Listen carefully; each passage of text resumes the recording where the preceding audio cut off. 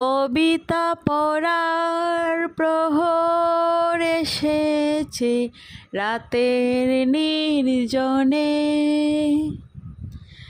জোনাকির আলো নেবে আর জলে শালমহুয়ার বনে।